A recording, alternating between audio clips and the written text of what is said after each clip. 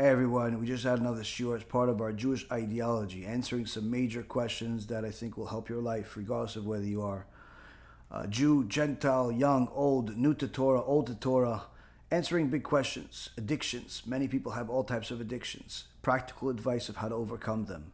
Many people see questionable statements in the Talmud about Gentiles. Is there a difference between Jews and Gentiles when it comes to Torah? And how it applies to their life, not just the laws, but actually if they learn, what does it do for them? Does it do something different to Jews versus Gentiles? You'll have the answers for that.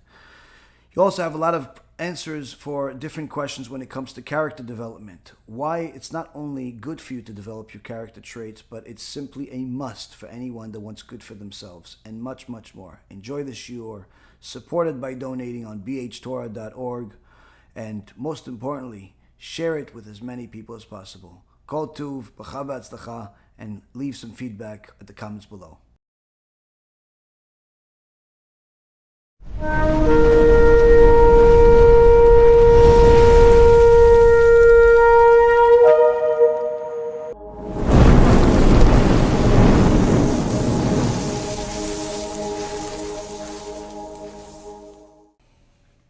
B'shem Hashem na'aseh v'natzliach, shiur Torah. Shavua Tov, Shavua Mevorach. We're back here continuing our series, Jewish HaShkafa, based on the Sefer by the Chazon Ish.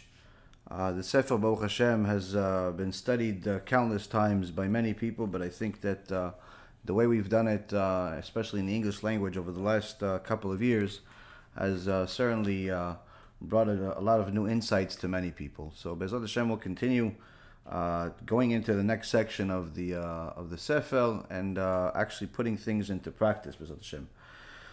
So tonight's shiur will be for the Refuah Shlema for Rabbanit Sarah bat Anat, Rabbanit Levana bat Sarah, Rav Ephraim ben Shulamit, Avi Mori David ben Nesriya, Imi Morati Doris bat Zora, and all of Am Yisrael and all the righteous Noahites will have Atzlacha Rabba, Bracha v'Atzlacha b'kol ma'aseh yadayim.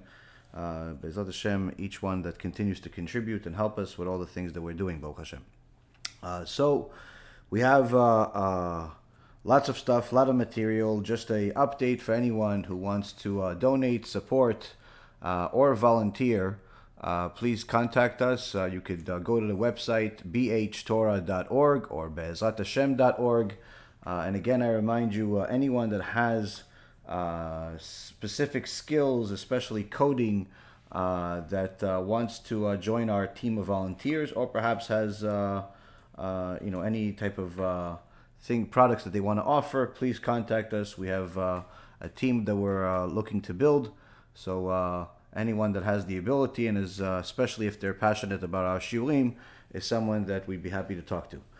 So with that being said, Baruch Hashem, we have this series each week giving us some new insights of how to become better people, not just how to become better Jews, but also how to become better people. And last week, the Chazon Ish reminded us that if you see that there are certain people out there that have naturally, they have good character traits. They're naturally more humble. They're naturally more generous.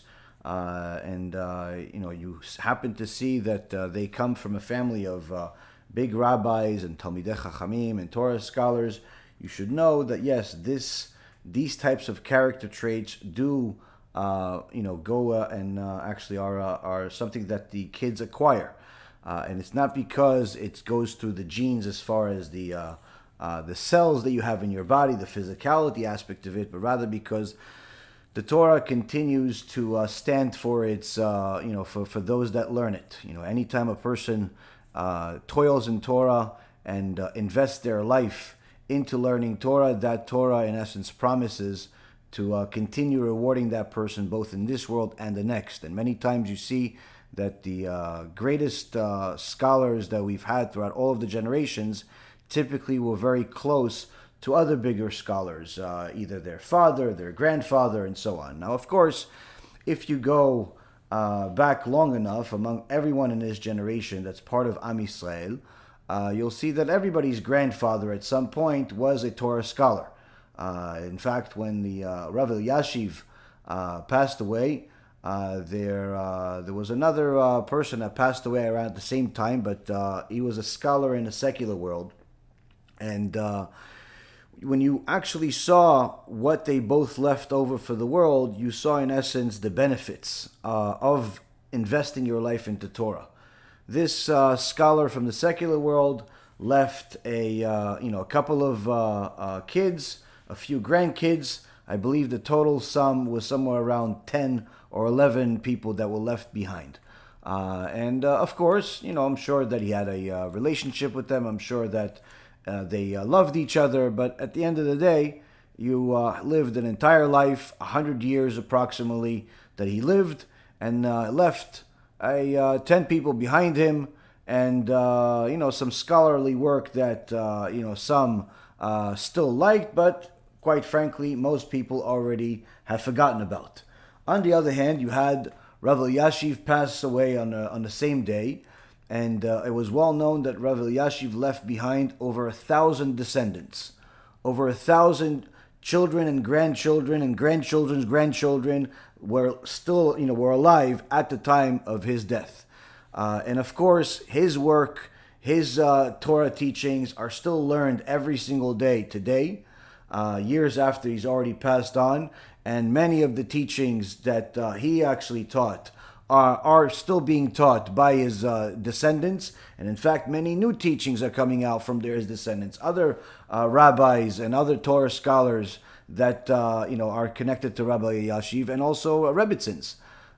So you see that there's a world of difference between what you leave in the physical world when you're glued to Hashem, not just by simply being a Jew just by the luck of of being born to a Jewish woman, or if you converted, but just studied on the side. But somebody that really toils for Torah, somebody that really invests their time into learning Torah, sees the benefits much more than you can possibly imagine.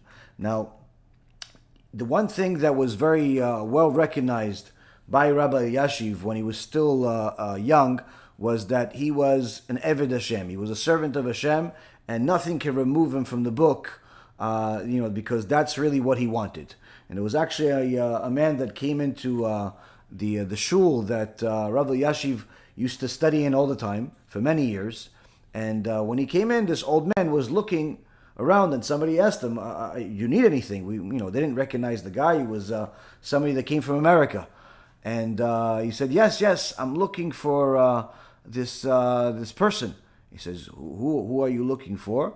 He says, "His name was Elyashiv. Elyashiv. I want to know if he's still here." He says, "You mean Rabbi Elyashiv?" It's like, "Yeah, perhaps."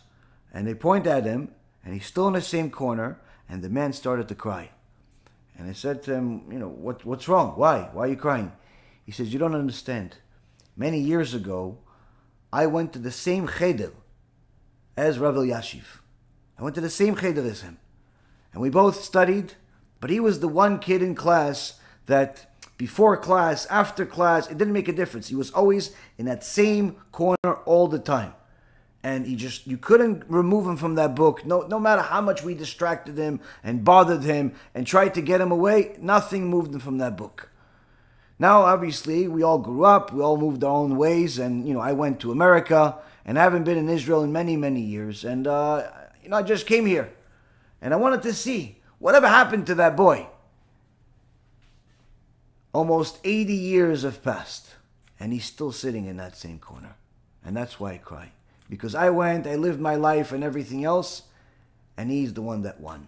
He's the one that stuck with Hashem and His Torah.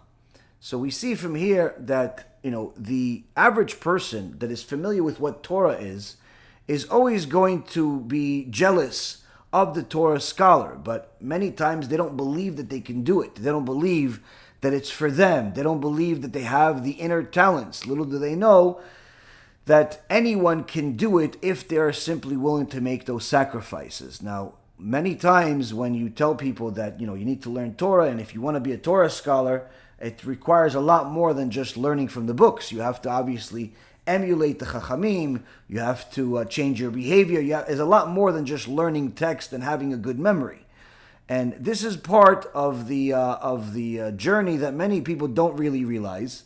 And many times they think that if they simply read enough books, or at least tell people they've read a lot of books, then that would make them a Torah scholar. And many times you see that some of the biggest problems that the Jewish world has had are from people that are just like that, where they have read some text, have enough information to make them, dangerous in a sense of conversation. It sounds like they know what they're talking about, but yet the behavioral traits are still very much the same, if not worse than what they were before they learned Torah. And that's one of the things that the Chazon Ish has been teaching us here about how a person has to work no less on developing their character traits and eliminating the bad traits as they do in learning Torah. And when they're learning about the Torah, they also have to know that this has to be coupled with learning about character development, learning Mussar.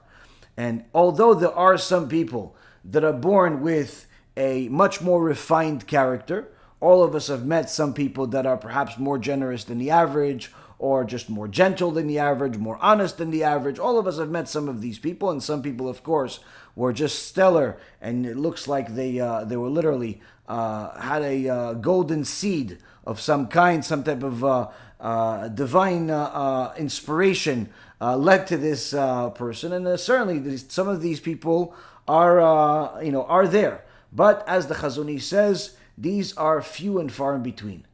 There are not many people like this in the world that are connected to the sages, that are connected biologically as well as otherwise. And the key is to know is that all of us can still attain those very same attributes if we work on ourselves, and which is in essence the purpose of our life. So here in the 4th chapter, 12th section, the Chazon Ish goes into a set of teachings that is really going to start addressing some of the more practical aspects of it, as far as can we actually do all of this? How do we apply some of these things? What do we need to do? How do we actually a do-it-yourself, if you will, of refining your character traits? So he starts off and he says, from the above, we can learn that even though the concept of character traits had to be brought into the world in order to bring about the service of Hashem in all of its perfection, and even though the books of moral teachings have made character traits into a separate chapter in the book of man's life, the truth is that the traits are not a separate reality. Rather, since the foundation of man is made up of both body and soul, bearing different, indeed opposite tendencies, the body tends towards the pleasant, whereas the intelligent soul disdains it, the sages chose the term midot, character traits, to describe the body's tendencies. And by breaking down these tendencies to divisions and subdivisions, it's easier to find means of waging war on each and every one of them successfully. For example, one may cure tendencies towards desires with appropriate means, those of anger with others, those of jealousy with others, those of honor with others, but fundamentally there is one root for all base tendencies, and one root for pleasure of the soul. Up to here is what we'll cover tonight, and see how we can dissect the holy words of the Chazon Ish and try to see how we can apply this to our lives today. So first and foremost, we see right from the beginning, as the Chazon Ish and the rest of the Chachamim are very particular about the language that they use, the words that they use, especially if you read it in Hebrew and understand the language, you see how particular they are about using every single word.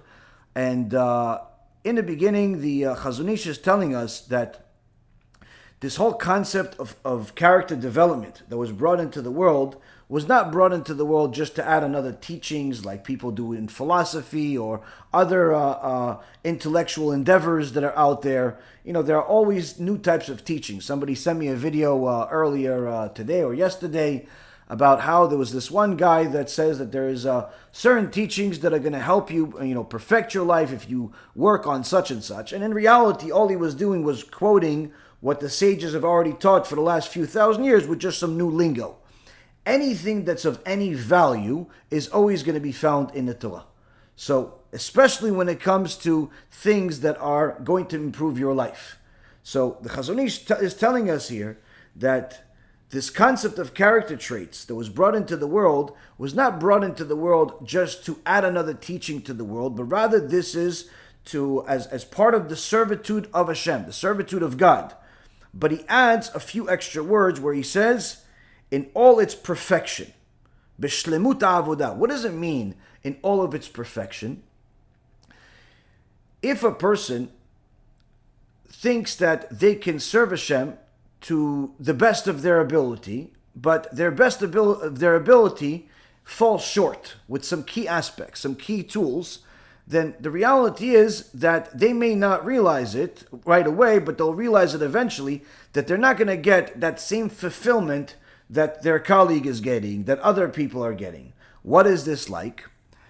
If somebody wanted to build a table, it's an analogy that Rabbi Ephraim taught me. He says, if somebody wants to build a table, now of course all of us know a table, a normal table will have 4 legs, but he wants to use 2 legs that are long and 2 legs that are short. Now, although he used 4 legs, the reality is that instead of having a table, he has a slide. Maybe his kids can have fun on it. Why? Because although you used the parts, you used the wrong sizes, the wrong midot. Midot is also for size.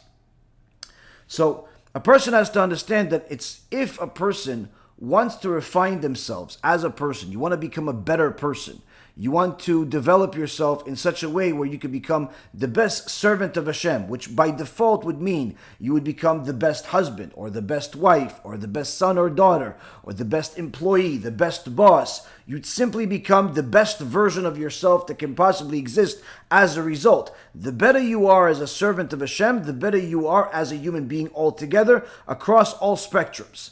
Now, in order to do that, you have to realize that you cannot just pick and choose which character traits you're going to work on. You have to understand that you have to work on all of them. Now, it doesn't mean that you have to work on all of them on day one, but you have to take this into account and realize that every one of the character traits that you are aware of, that you are weak on, you must work on. Every one of the character traits that you are strong on, certainly you have to keep them strong. But needless to say, just because something is more difficult for you does not mean that it gives you the permission to just simply delay and procrastinate this until eternity is over. You have to take this into account and realize that these difficult ones are the ones that you have to work on more than the others. Because in order for the ones that you're really good at, for them to shine like they should be, you have to have everything else catch up. It's not just, listen, I'm really generous, so therefore it's okay that I'm angry. I'm really, welcoming, so therefore it's okay that I'm stingy. It doesn't work that way. If a person wants the world to know, and of course wants his creator to know that he is generous, that he's welcoming, that he is kind, whatever good trait that you have naturally, if you want the world to see this truth about you, you have to make sure that the rest of your weaknesses catch up. Because if they don't, then you're going to be simply just like that table. That table that has 4 legs, but 2 are long and 2 are short, and simply it's no longer a table, it's a slide. So the Chazon Ish is in essence telling us here that the service of Hashem in all of its perfection means that we have to serve Hashem by perfecting all of our character traits, one after another, especially when it comes to the weaker ones, rather than focusing only on our strengths. Now, even though the English translation here is the Book of Moral Teachings, really the language that the Chazon Ish is using is Sifrei HaYirah. This is something we learned in the previous lectures, where the Book of Moral Teachings are generally not going to be the friendly love dove stories. It's not going to be about the Smurfs. It's not going to be a Pokemon. It's not going to be sugarcoating anything. The books that are going to teach you about character trait development are the books of Mussar, which are also called the books of Yirah, which means the scary books. Why the scary books? Why are the scary books the ones that are going to teach me how to behave better? Because the scary books, i.e. the books of Mussar, are going to tell you first and foremost the consequences of not following the law, the consequences of not developing your character. Just like we learned in last week when we heard that really the original candidate to become the lineage of Yehuda that the Mashiach was going to come from was Eliav. Eliav, the oldest brother of David HaMelech.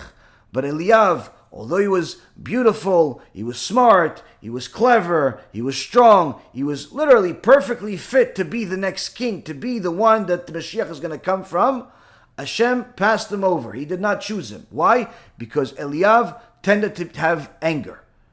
And Hashem did not want an angry leader leading his people, and that's why he was passed on when Shmuel came to choose the next king by putting the special oil on them. When he tried to put the oil on Eliav, the bottle miraculously made all of the oil disappear. But when David, the youngest of all the sons, walked into the room, immediately the oil jumped out of the bottle and went on to David. And everyone knew that he is the one that Hashem chose.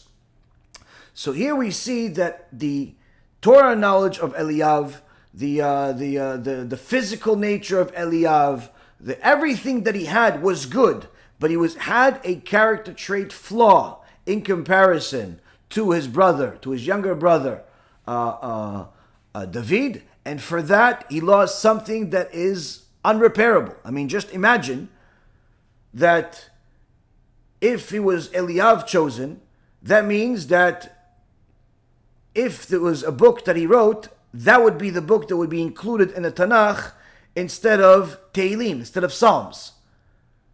If there was the stories about the continuation of the lineage, it wouldn't be stories about the son of David, Shlomo, but rather the sons of Eliav. If it was the life experiences that we learned so much from in the Torah, it wouldn't be the stories of David, but rather the stories of Eliav. If it was everyone constantly trying to figure out who is connected to the Mashiach, where could the Mashiach come from, we wouldn't be looking in the direction of David, and quite frankly, we may have not even noticed that David ever existed throughout all of history because of how the light of Eliav would have shone to such an extent that everything else becomes dim next to it. But that shiny light literally was almost turned off in a spiritual sense because of that character trait flaw. So while a person had all of the qualities necessary in order to be the one that could be chosen to be the father of Mashiach, the forefather of the Mashiach itself, that one character trait of anger removed that from him.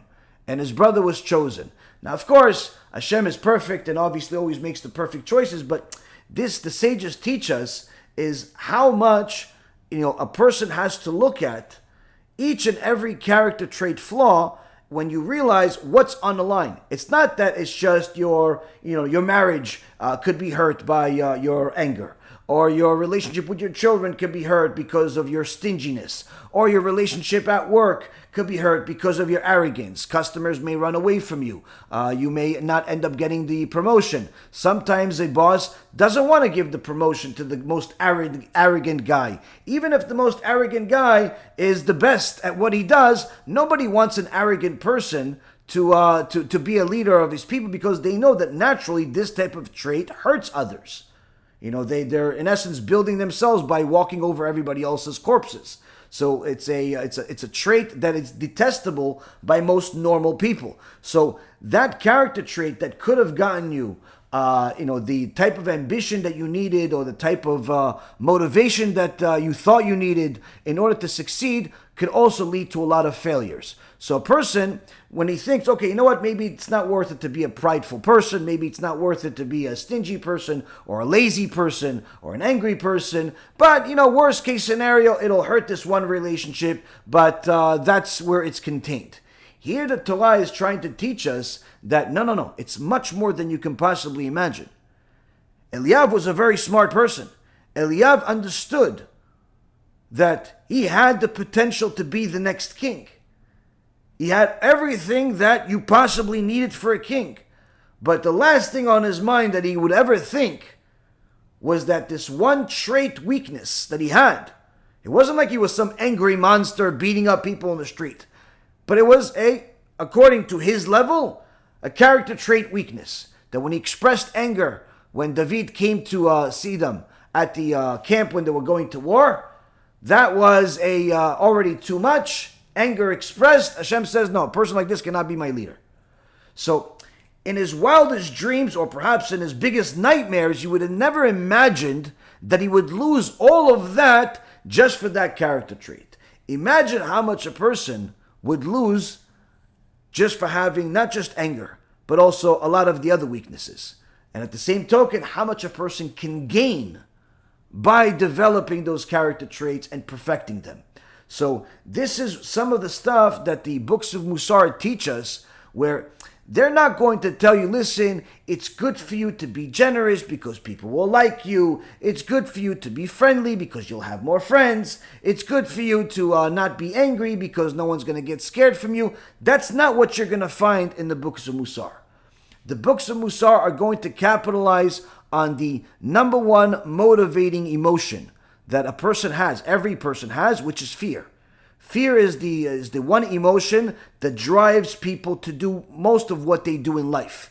Fear is what drives you to work. Fear is what drives you to marriage. Fear is what sometimes drives you to have kids, and sometimes what to have a divorce, and sometimes to eat, and sometimes to exercise. And whatever you do, generally speaking, has some type of fear built into it, even if you don't realize it.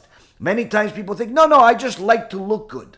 Why do you like to look good? Why do you spend an hour and a half, 2 hours a day in a gym? Why do you want to look good?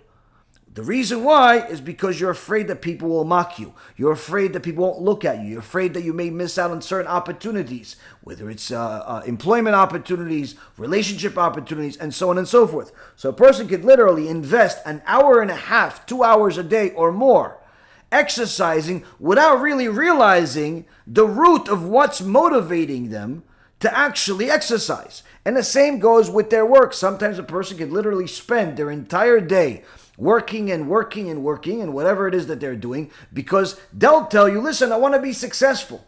But why do you want to be successful? Oh, I want to buy big things. Why do you want to buy these things? Who needs more than one house? I mean, technically, even if you are a billionaire, you still have to sleep in one bed. Can't sleep in two beds. So even if you have 50 houses, you can only use one at a time. And in fact, even in that big house that you have, you can only use one bedroom at a time. And in that bedroom, even if you have 50 beds, you can only sleep on one bed at a time. Why do you work so hard to make so much money? I mean, sure, it's certainly a way to keep the score. That's the argument that I used to use myself when I was on Wall Street for nearly 20 years. It wasn't the money that drove me. It was simply the fact that, the money is the way for you to keep score of whether you're being successful or not. And that there is a measure of truth to that. But in reality, everybody that digs deeper into their soul will find that there's a deeper meaning behind why you work so hard. Usually it's a fear of something. It's either a fear of addressing the other parts of your life, so you keep yourself busy, or it's a fear of being poor. It's a fear of being frowned upon or mocked, and so on and so forth. So when a person digs deep down into their soul, they'll find that their number one motivation, their foundational motivation to do almost everything that they do is fear-based. And thereby the books of Mussar are building on that. Why waste time trying to figure out what everybody else's motivation when the truth is that everybody's foundational motivation is that fear? So that's why there's so much teachings in the Torah about fear, because if that doesn't motivate you, nothing else will. Now, of course, I know there's a lot of people that say, no, listen, Rabbi, in the beginning, I like to be scared. I needed to be scared. But now, I like to, I like something that's a little calmer. I like something that's not going to scare me all the time. Oh, you know what that means? You didn't change your likes. You didn't change your likes. You simply decided that you don't want to grow anymore. You decided that you want to simply stop hearing about things that are going to motivate you and remind you that there's more work to do, because you want to be on a spiritual vacation. And of course, the books of Mussar, anyone that studies them, whether it's what we're learning here or many others that are out there, The sages are going to tell you about different scary things. Sometimes those scary things are going to talk about the things that are happening in the world after this world, some of the things that are happening in this world that we live in, and so on and so forth. But the key is to know that if a person goes into this Sifrei Yir'ah, these books of Mussar, they'll find that these teachings have separated the subject of a man's character traits into its own chapter. Meaning that what they're trying to tell you is that developing your character traits requires a set amount of time, a set amount of attention, a set amount of dedication from your life in order for it to work. Because you can't just passively work on your anger problem. You can't just passively work on your laziness problem. You can't just passively work on any one of those character trait flaws. If you want to address it, then you have to go full force. And not only full force on that, on full force on everything else you possibly can handle at that time.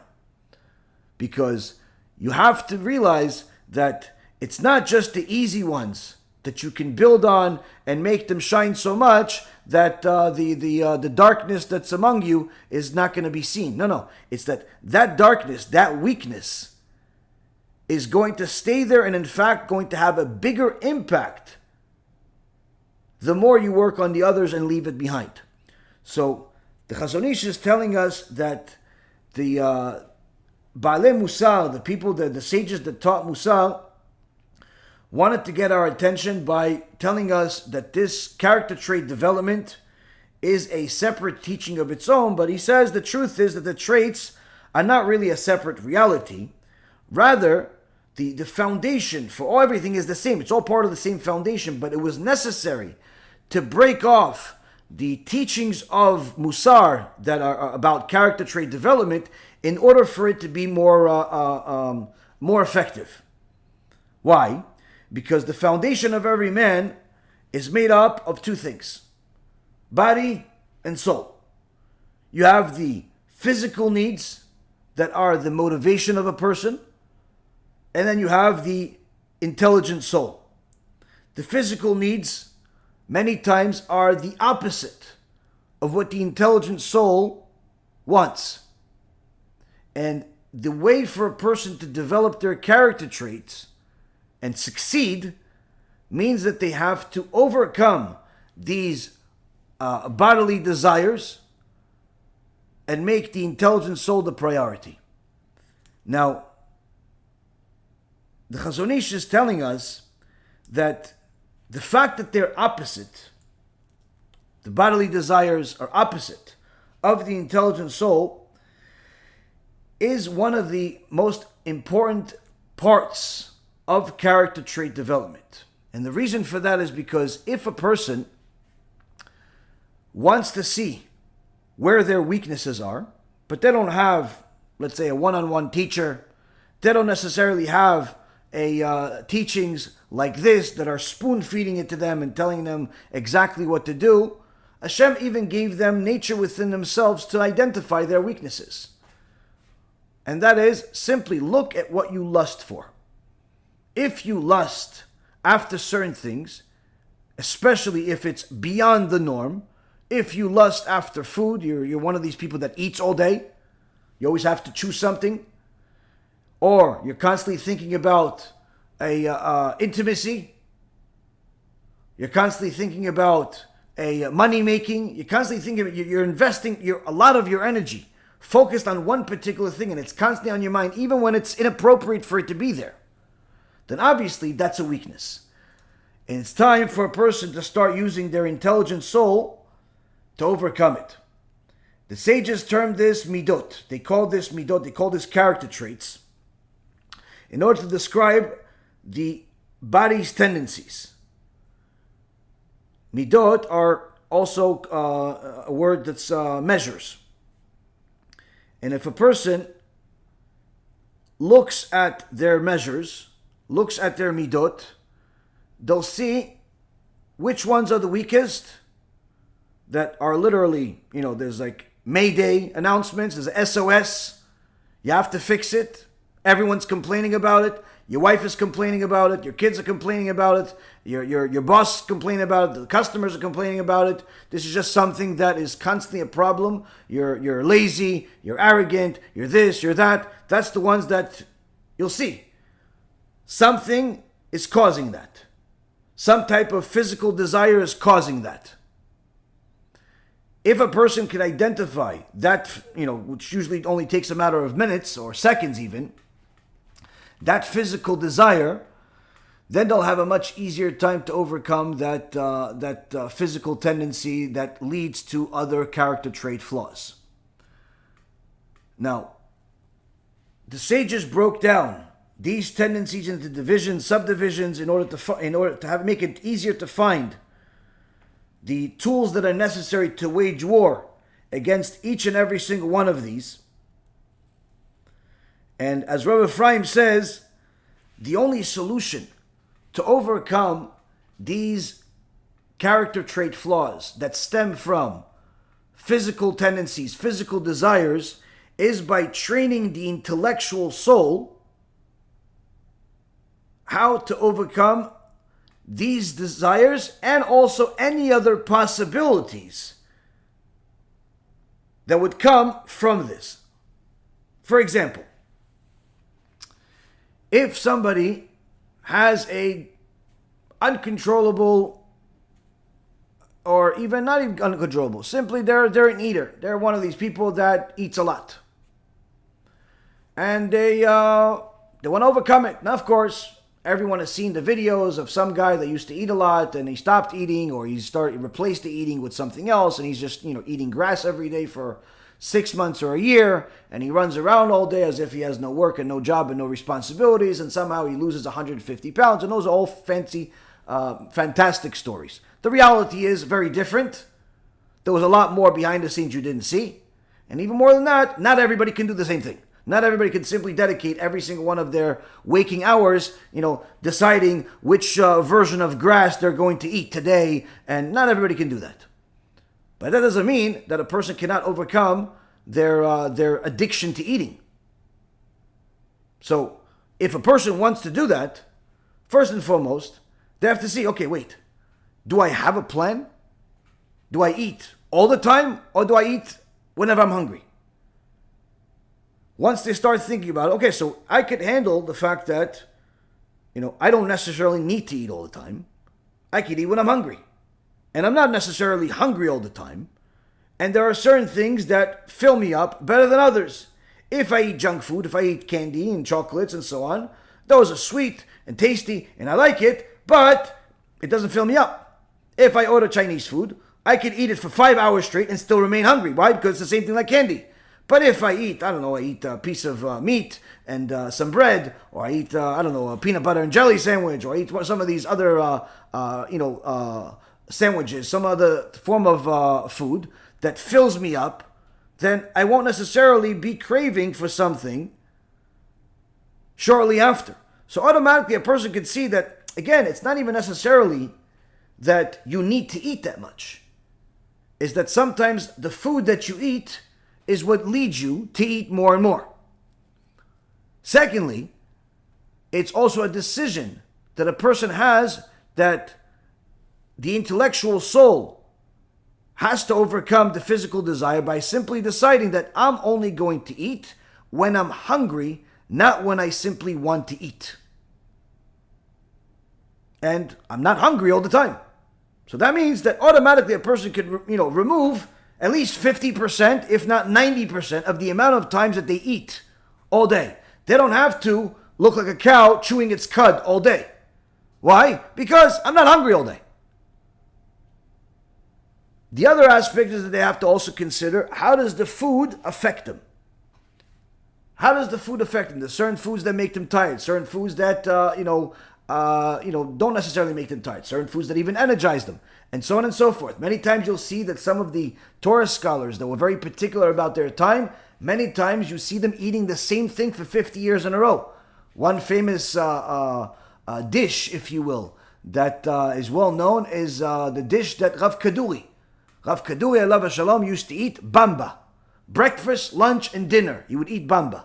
Now bamba, for anyone who doesn't know, if you're not Israeli and you're not familiar with bamba, bamba is a snack. It's a peanut butter snack, like peanuts, puffed peanuts, but it's really corn.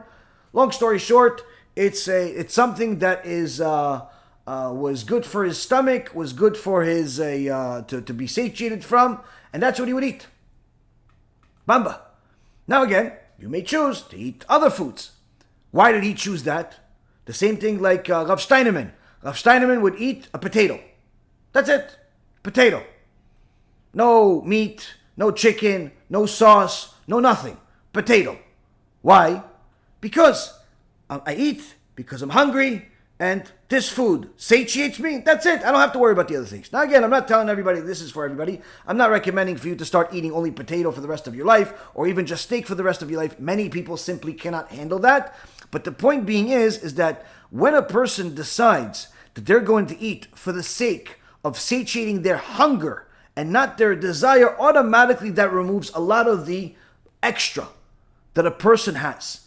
But that requires the intelligent soul not only to decide that it wants to win, but it also requires the intelligent soul to plan and train itself, as Rabbi Ephraim says, for all possibilities of failure that you can encounter. Meaning, if a person has been an eater his whole life, and he knows that, listen, I like to eat, I like food, I like the feeling it gives me, I don't like the extra pounds it gives me, or extra kilos depending on where you are in the world, but I like the way food is, fantastic. But it may be ruining your marriage, it may be ruining your marriage possibilities, it may be ruining your life, your health, and so on. So what do? I gotta obviously overcome it. Simple. Once you've decided you overcome it, now, what are the things that cause you to have the failure? Just like, if you are going to help somebody that has a drug problem or an alcohol problem, one of the most important parts of helping an alcoholic or any type of addict is triggers. Eliminating the triggers is not possible. You have to train for the triggers. Why? Because the triggers will come. The triggers will come. If you plan for, listen, I'm not going to hang out with this friend anymore. He's the one that brings me to all the parties. And once I'm at the party, I lose my mind. You're right. Yes, you shouldn't hang out with that friend. But guess what? There are 8 billion people in the world. Other people will show up. So eliminating that trigger is not going to solve the problem. You have to eliminate the triggers that you can eliminate, but you also have to train your intelligent soul to handle whatever obstacle is going to come. So in the case of the alcoholic or the drug addict, okay, what can I do? Of course, the bad friends deleted. The phone number you have changed. The email, any way of contact that you have to your past life has to be changed. Yeah, but they know me. Exactly. That's the point. Eliminate all those contacts. Make sure that you are making it as difficult as possible for any of those people from the past to ever contact you again. I know people are very particular about their emails and their phone numbers especially. This is one of the things you need to do in order to move on. Eliminate those people from contacting you. But that's not going to be enough. You also know that when you go to certain places, these things are obviously come up. You know that if you go to a certain street, you go to a certain city, you go to a certain place, these things will constantly trigger your evil inclination, the memories of the past, but only the good parts that happen, not the bad parts, not the overdose, not the car accident, not the fights. It's only going to remind you of that good time you had before everything went south. So you have to know, now that you're sober, that you have to simply eliminate any possibility of going to those places. But also, if somehow you end up making a wrong left turn, if somehow you end up running into one of those old friends, if somehow somebody finds your phone number and calls you, you already have to have at least 3 to 5 different actual experiences that remind you of how bad it is to follow suit with this issue. Instead of thinking, hey, yeah, you remember those good times with those girls and those boys and those this and those that. No. Think about, immediately have in your memory, your front lobe memory, right in the beginning, at the top of your brain. Oh, first three things. Oh, yeah, remember I actually almost died. There's an overdose. They had to, take my blood out of my body, clean it, put it back in. The family was crying. My mom was already be suicidal. And all the horrible things that happened, have that here, not here. The other part, wait, so long as I was a drug addict, I couldn't get a normal job. And if I do it again, I could lose the job that I have or any possibilities. In so many words, everybody has at least three horrible things that they can think of what happened. And to constantly remind themselves that if I open this door again, it's going to get even worse than what it was last time, because it always does. The same concept for a person that has issues with hunger or issues with food. If a person understands that, okay, I don't want to eat constantly, I don't want to be obese, I just simply want to be normal, eat when I'm hungry, and that's it. Okay, so that means that you can no longer go to those places that you typically eat at. But not only that, there are sometimes people that don't even realize that all of their casual eating is what's adding all of the extra problems. So, for example, people that have a lot of time on their hands and they go shopping. I don't know, some people, especially here in America, I know people love to go shopping. They go to malls and shopping centers and all types of stuff. They have a lot of time on their hands. This is certainly time that you could certainly save and do something much more useful in. But nonetheless, if you're going to do it, if you must buy something, generally I would recommend simply buying it online. But let's say you have to go, you're one of these people, you have to see people, you have to, breathe fresh air. Fine, no problem. You're a normal human being. There's nothing abnormal about you. But there's no need for you to go through the entire mall in order to buy a shirt. If you know you want to get a shirt, go to the store you want to go to, get the shirt, and leave. Why? Because in the past, when you were going to get a shirt or shoes or whatever it was, you went to the mall, you walked around. After a while, you got tired, because who wants to walk around all day? You got tired, and where does everybody go when they get tired? They go to the food court, and you can't just sit in the food court, do nothing. You have to order food. And before you know it, you spent an extra half hour of your life eating food you didn't really need to eat, just to take up some time, and you ended up, feeding this bodily desire unnecessarily. Now, of course, this is just one of millions of examples that I can give you. The point being is that there's a lot of this extra stuff that a person does that is simply unnecessary. And when they train their intellectual soul ahead of time for all of these experiences, they could now overcome them.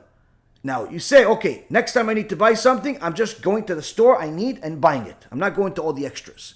Next time somebody says, listen, we're having a party for some game, or we're having a get-together. I know that if I go to these parties, I'm going to start eating and pretty much, never stop. So, no party. Or I'm just going to go at the end. Or I'm just going to give myself a schedule. I'm only going to go there for, a set amount of time, and I have to leave no matter how fun it is.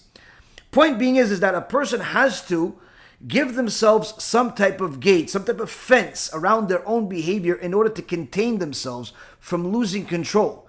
Not go to certain places, not maintain certain relationships, and simply plan all of these things ahead of time, not the day of, but rather it could be months or even years before these things happen. What do I do if this happens? Oh, if this happens, then plan is 1, 2, 3. What do I do if this happens? Oh, plan is I'll do 1, 2, 3. And sit there and think of all of the different possibilities that could lead you to that door that you were once inside of, now you finally get yourself out of, and you really don't want to get into. So now that you're healthier, spiritually healthier, is the time to train yourself for that war that may or may not happen. Now, one of the problems is that sometimes people just don't believe that they will face that war. This is especially so when it comes to spiritual battles, where they have lived a life full of sins against Hashem. They weren't observant, they weren't keeping, they weren't doing anything. Perhaps they were an idol worshiper in Christianity, Catholicism, and the likes. Perhaps they had all types of immorality on their day-to-day life, homosexuality and promiscuity, adultery and the like. They lived a life of sin. And now they have changed. And they figure, listen, now that I've changed, I've put a kippah on, I'm more modest, I'm more this, I'm more that, that's it. Everyone's simply going to know that I picked a different way. And they're going to respect me for it. Wrong. Absolutely wrong. In fact, more wrong than you can possibly imagine. All of those people that you had in your life that couldn't care less if you married a cow or you married an elephant from the zoo, all of a sudden they care about the fact that you want to marry a religious woman or a religious man. All of a sudden they care about the fact that you're moving to a religious neighborhood. All those people that didn't care anything about your religiosity, suddenly they start caring. And they start calling, and they start hounding you, and they start making you putting questions into your mind. Why? These are the tools of the Satan.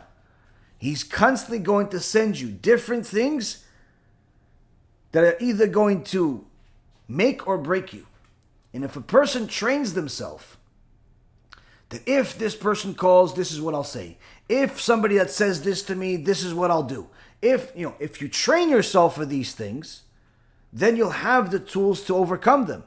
And one of the things that you're not going to have is the anxiety that people have when they get surprised. You may have anxiety in the beginning of all the possibilities that can happen, but that eventually goes away as you train yourself. But the anxiety that people have when people attack them, when people surprise them, doesn't exist anymore. Why? Nothing surprises you. Why doesn't anything surprise you? Because you've already trained for it mentally. You've already trained for it mentally that if somebody says such and such to me, I either have this response or that response. This response that I know the response to what they're saying, or that response that, listen, I don't know the answer, but I'll get back to you, and it's okay not to know. It doesn't mean that I have to continue this conversation of, if I don't know, that means that I don't know enough, and all types of other mumbo-jumbo that people put into your head, that just because you don't know everything, perhaps you shouldn't do anything. This is unfortunately one of the tools that the Satan tries to play on people, where they tell you, listen, how do you know you're making the right decision with this marriage? How do you know you're making the right decision with becoming more religious? How do you know you're making the right decision with converting or with doing tshuva? How do you know you're doing it? You don't know everything. The truth is, nobody knows everything about anything that they do. But that they're not going to tell you. But even more significant is the fact that when it comes to following Hashem, you always have to remind yourself, no one has ever lost by following God. No one. Now, I don't mean the God that people create up in their mind in their false religions. I mean the God of Israel. I mean Judaism. No one has ever lost by following it. Now, that doesn't mean that as soon as everybody or anybody does tshuva and abandons their false belief, they automatically win millions of dollars and they find their love of their life and they don't have any hardships. No, certainly everybody has hardships, everybody has difficulties, but the key is that in the long run, you will see that your life ended up being 1,000,000 times better than everybody else around you that didn't do it. Now, this may take time to be apparent, but it's a fact. Now, a person that's going to wait to have all the knowledge before they act is not only not going to ever attain that knowledge, but even if they were to attain a lot of knowledge, they still would not have the conviction. Because part of the things that, the biggest thing that makes the Torah different than any other physical aspiration that a person has, whether it's attaining a certain physique, or a monetary, a bank account, or a career, or anything else, is that the greatest part of the Torah is that it's not just the knowledge that you attain or the different ceremonies that you become a part of, but rather the feeling that you get that is with you at all times. The more Torah you have, the more apparent that feeling is, the stronger it is. Where the world around you seems like it's like a distant from you. You're a part of it, but you're removed from it. Everyone can be screaming fire that they're worried about something, and you're just walking around and going about your life. Why? Because you know there's a God above that runs it all and everything's under control. Different things can be happening. Nice things, not so nice things. But you know that everything's okay, even if you don't understand. The people around you may be full of anxiety and worry, and they're not really sure of how it's going to end and what's going to be and who, what, when, and how. And you just go about your business and learn your books, connect to Hashem, pray for salvation, pray for Him to help you, and that's it. This constant ajada that people have simply doesn't exist for you. The more knowledge you have about Torah that you're applying to your life, the greater that's going to be in your life.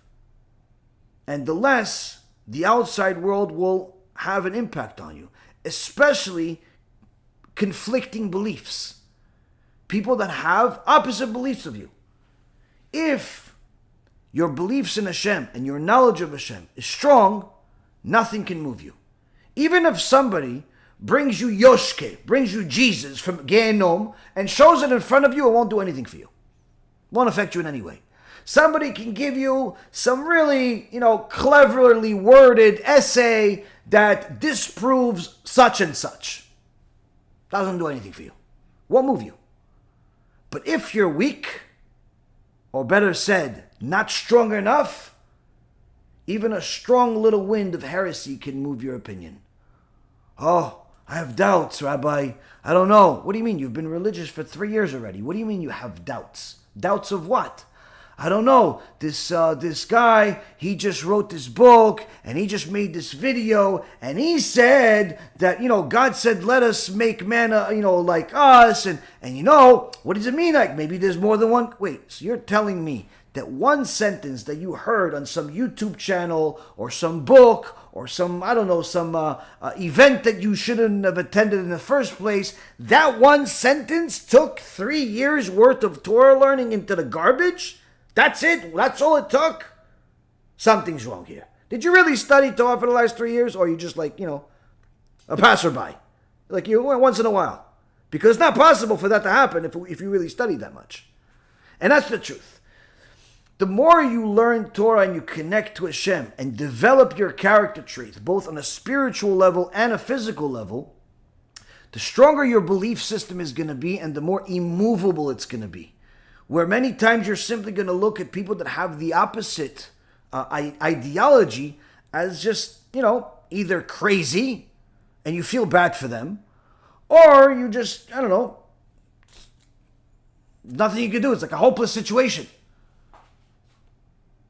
It's certainly never going to change your mind. Like many times people say, yeah, but what about the fact that this such and such and all of those people and all of those, they don't like what you say. So, well, I made it up. Did I create this? I'm reading from the books. The sages that toiled for years and years.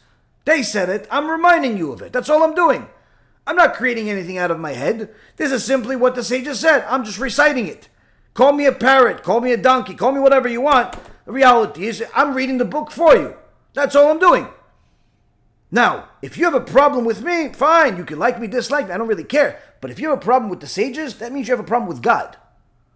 Because all they did is recite what the sages from before did, and what the sages from before did, and what the sages from before did, all the way to Moshe Rabbeinu. So, by you disagreeing or simply criticizing or making fun, you're not doing yourself a service. You're not disagreeing with me. You're disagreeing with God. And that's in essence what Moshe Rabbeinu said to Am Yisrael when they were complaining against him. And he says, you're complaining against me. And you think it's just me, but I'm nothing. Your complaints are against God. So the stronger a person has their belief system in Hashem, in His Torah, the more immovable they become. It doesn't matter what everybody else does. You could be surrounded by a bunch of heretics. It won't make a difference. But unfortunately, many people don't necessarily, they learn Torah on the side and, when they have time, but they don't necessarily live it, or they don't necessarily toil in it to the point where they are movable. And many times they learn different types of ideologies at the same time, so nothing is ever really truly a fundamental teaching to them. Nothing is ever really a foundation to them. There's just a bunch of knowledge from different places.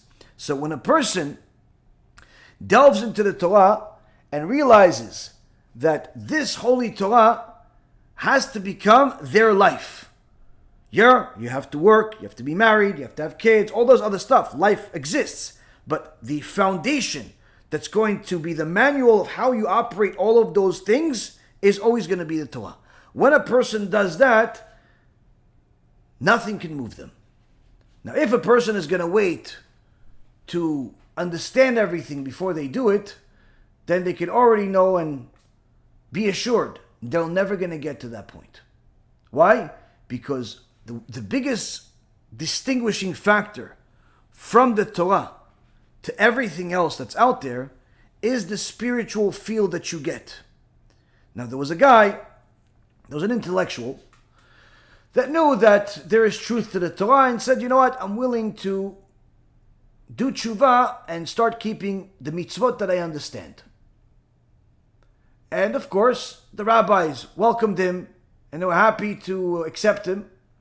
And he came to the Bet Midrash and he started learning. And he's learning Chumash, and he's learning Bereshit, and he's Noach, and Lech Lecha, and so on. He's learning different parts of the Torah. And after a little while, they ask him, listen, we're glad to have you here. Why don't you join us for prayer? When is prayer? Oh, we have prayer in the morning. It's called Shachrit. We also have prayer in the afternoon. It's called Mincha. Usually right after, we have Arvit. So sure. So he prayed in the afternoon with them, at night with them, everything was fine. He read from the book, the Siddur. It's great. He's like, all right, I'll see you tomorrow. So next morning he came, and he sees something strange. Everybody there. It's early in the morning, but everybody, instead of doing what they did last night, which is just read from the book, everyone has this talit, and they're putting on tefillin. These little boxes with straps on them. In English, they call it phylacteries. Now, he has seen tefillin before. He knows what tefillin are as far as, it's not like completely ignoramus. But he just didn't get it. Why? Like, everybody was very, focused. And even when he tried to talk to somebody, they couldn't talk back.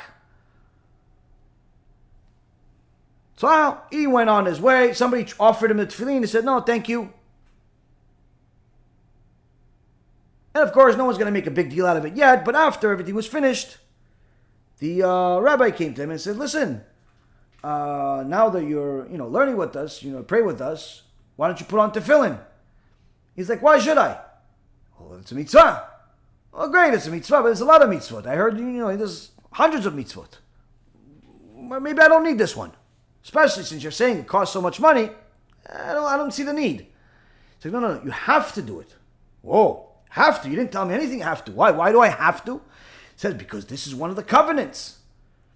Okay, well, there's other covenants. There's a covenant of Brit Milah. I have that one. Even though I didn't ask for it, my parents did it for me. Yeah, but there's a different covenant. There's also a covenant of tefillin. And he just simply doesn't get it. They try to explain it to him, and Moshe Rabbeinu said it, and it's in Shema Yisrael, and Hashem said it, and he just doesn't get it. And after they see that he's not getting it, they take him to one of the Gedolei Ador, Rav Abramsky. Rav Yecheskel Abramsky, he's a giant, and they bring him to him, and they tell him, listen, this young man, he's an intellectual, he's a very smart guy, and he simply doesn't want to put on tefillin. And Abramsky asks him, why don't you want to put on tefillin? He says, it's not that I don't want to, it's that I'm just not going to do it until I understand why. Why do I need to do it? So Abramsky says to him, okay, I can explain to you why to put on tefillin in accordance to sources from the Torah, why to do it based on the teachings of the Midrash, why to do it based on teachings of the mystical teachings of Kabbalah, the Zohar HaKadosh, why to do it according to Halacha. I could teach you why to do it according to your health, according to psychology, according to literally every body of teachings you can imagine. I can give you reasons of why to put on tefillin. So the guy's excited. He said, but before I do that, I want you to do something for me. Put on tefillin for 30 days. Without any reason. After you put it on for 30 days, you come back to me and I'll sit with you for as long as you want to cover all of those subjects if you want, or as many of them as you need. Deal? The guy says, yeah, that's reasonable enough. And that was the deal. They shook on it. I'll see you in a month.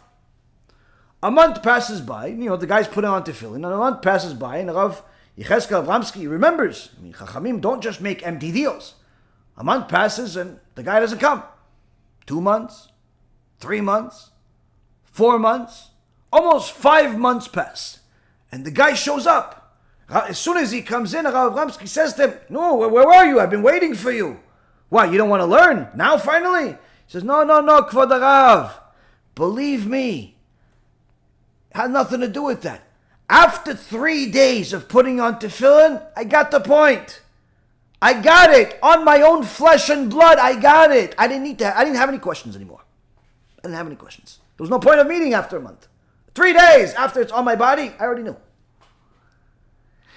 Sometimes a person will delve into different things from the world he's familiar with, but apply that to the world of Torah.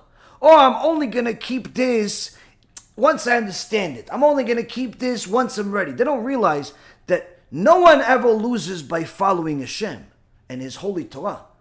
And if you follow Hashem blindly and simply do what He says, you end up being the biggest winner. Why do you think Noach is specifically mentioned in the Torah that Noach ish tzadik tamim bedorotav? Noach is the man that was righteous and complete with Hashem in his generation. Now he could say, Noach was tzaddik. Noach was tall and handsome. Noach was very smart, which he was. He invented the plow. He built the ark. He was a genius. But it didn't mention that he was smart. It didn't mention that he was tall and handsome. It didn't mention that he was rich. It didn't mention that he had 3 unique sons. It didn't mention that he had he was the first one to ever have fingers. Before that, there was only one thumb, and this was the finger. That's how it was. This is why as soon as Noach was born, the verse says that, this one is going to bring ease upon us. He's going to make the work easier. Number one, it's mentioning that Noach invented the plow, but also because Noach was born with fingers. But that's only mentioned behind the scenes, the explanation to that verse. Why didn't it say that Noach was born with fingers literally, or Noach was very smart, or he was rich, or this, or why? Why? Because the Torah mentions the most critical points, the points you can learn from, the points that you can do. Noach ish tzadik tamim bedorotav. Noach was righteous, but not just because Hashem decided he's righteous. No, there was no favoritism here. He's righteous because he's tamim. He was complete with Hashem. He didn't have to understand everything in order to do it. Hashem said it, I'm doing it. And even before Hashem spoke to him, he did the word of Hashem. He did what he knew. What was transferred from generation to generation, the 10 generations between Adam HaRishon to Noach, there was the law, the 6 Noahide laws. There were 7 Noahide laws. The 7th one was given to Noach. The first 6 were in the world. Noach knew them. Noach followed them. He didn't have to, it makes sense, it doesn't make sense, am I going to benefit, not benefit? No, there was no need. And in fact, there was no punishment yet. Because the world at that time, the Midrash says, in the Gemara also in the Masechet Sanhedrin, says that the world was literally similar to heaven. The weather was always perfect. Everyone was financially well off. Everything was great. So it's not like Noach saw that there was a lot of punishment everywhere. This guy got cancer, and that guy has AIDS, and this one just got divorced, and all these problems that you see in the world today, so maybe I should be good so the problems don't come to me. No, there wasn't any of that. The world was amazing. But yet Noach was an Ish Tzadik Tamim. He still followed. So the more important part of Noach's life wasn't his wealth or inventions or everything else, but rather the fact that he was complete with Hashem, something that we too can emulate. When a person is constantly waiting to understand everything in the Torah, before they do it, what they're doing is they're killing the Torah. Because they're eliminating the ability of the Torah to literally bring life into your world. Because you're waiting for the Torah to prove itself to you. And then you'll understand it. Or you're simply delaying until you get to studying it and realizing it, and you may never ever get there. Not even because of the issues of time, but because the Torah doesn't simply unveil itself to anybody that just simply reads it. 2 people could read, or 100 people could read the same thing as the Rav is reading, and guess what? Only the Rav understands what he's reading. Everyone else could be getting a mistake. Why? Because he has refined his soul in such a fashion that the Torah is willing to unveil itself to him and not to the other 100 people. How did he refine himself? By perfecting his character traits. So here the Chazon Ish is telling us that if a person wants to perfect their character traits, they have to wage war on each and every one of these character trait flaws and understand that there's a specific cure for the tendencies towards all types of lustful desires. If you have all types of lust in your head, you're constantly thinking about immorality, you're constantly thinking about promiscuity, you're constantly thinking about things that are simply not good. Not even from just a religious perspective, but even from a life perspective. People that are the most promiscuous end up having the most horrible lives of all. They age the quickest, they end up being the loneliest, most prone to drug abuse and other types of abuses, emotional disasters. Yeah, but he gets a new girl every day, and guess what? He'll probably commit suicide by the time he's 30 or 40. And he'll probably end up being, unmarried when he's 50 years old still. All those girls that he has, they're not to his benefits. They're to his detriment. Same thing with the girls. The girls that were running around and pretty much selling themselves to different rich people. Guess what? Those girls end up becoming the most miserable people in the world. Eventually, they wake up one day, they're not as beautiful. They're not as desired. And even if they are desired and they are beautiful, they're more lonely than ever. Why? Because they don't have a baby. Or like some people unfortunately do, where, like this woman just literally sent me the other day. I was beautiful, I was young, everything was great, I did whatever I wanted, but then I realized that it's not really that good, so I started changing myself. But the change took time. And I was already approaching 40 years old. I didn't know what to do. I couldn't find somebody that I could marry, even though I was more religious. I was doing, better things. And I decided, you know what? Let me just be with this guy that I met. And why not? He's a decent person. And guess what? I'm 4 months pregnant, or 3 months pregnant, and the guy has already left. He's not interested in me. I'm not interested in him. And I have no idea what to do with this thing that's in my body. I made a mistake. Now, why did she make this mistake? Because again, she wasn't following Hashem's advice. And you know how many women make this mistake? Where they get pregnant? Why? Because of, this is the outcome. Yeah, but I changed. Yes, you changed, but not really. Or too late. Or there's consequences despite the change. And many times these people that are the most promiscuous, that look like they're winning, they end up being the biggest losers in society.